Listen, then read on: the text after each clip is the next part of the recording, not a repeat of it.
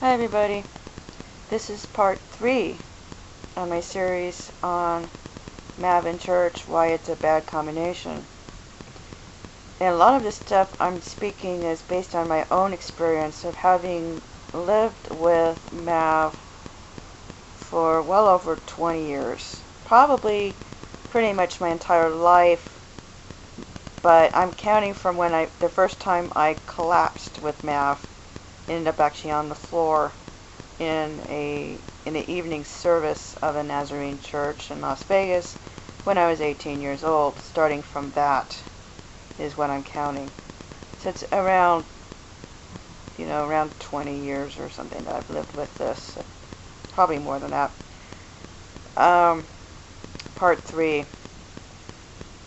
So much of the time I would go to church, I would actually end up in the bathroom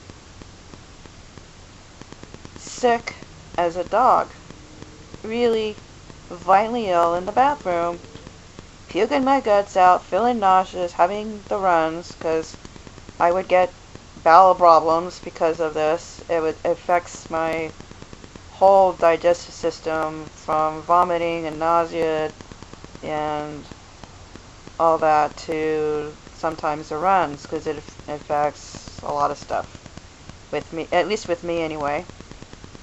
And it just sends my whole system into chaos, and it makes you very sick.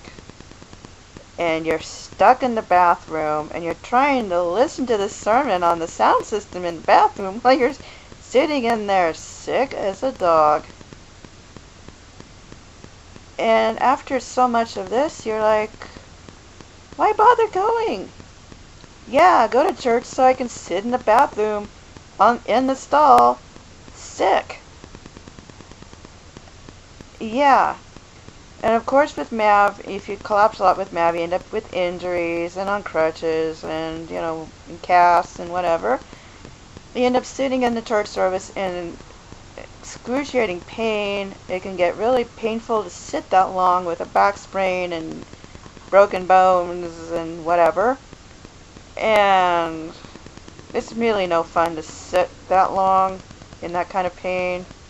Hard to get much out of the sermon, really.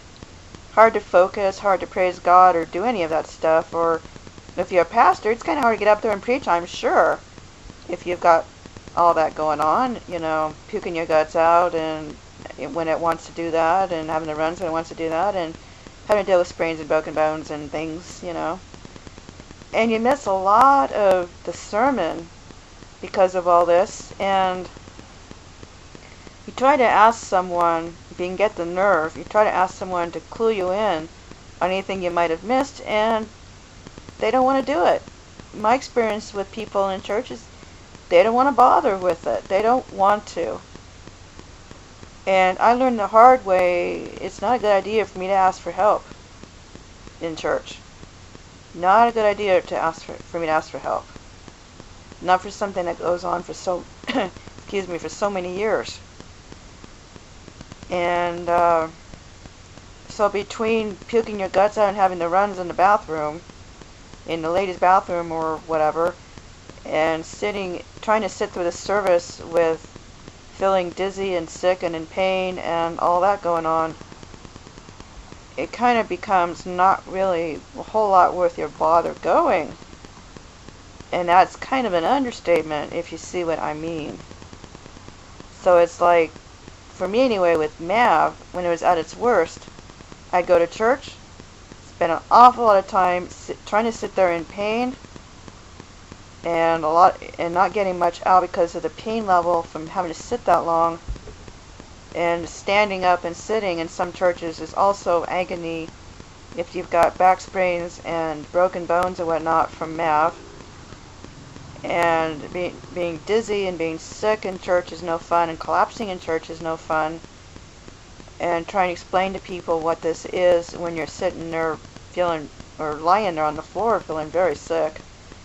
And trying to explain why you don't want an ambulance, and you don't need an ambulance. An ambulance is not going to do any good because the doctors don't know anything about MAV, and you've gone to ER with this before and they're no help. And trying to explain why you don't want an ambulance. I actually have verbally fought with people to not get me in an ambulance, and end up having verbal spats with people over ambulance while I'm having an episode, and spending so much time in the bathroom sick. It's kind of like, it doesn't take an Einstein to figure out, might not be such a good idea for me to go. So it's another reason why I believe that church and MAV is a bad combination. And so this is the end now of part 3 of this series. And I'll create more on this series as soon as I come up with more ideas. But I know there's more. It's just it has to come to mind first. Hope you have a great day and God bless.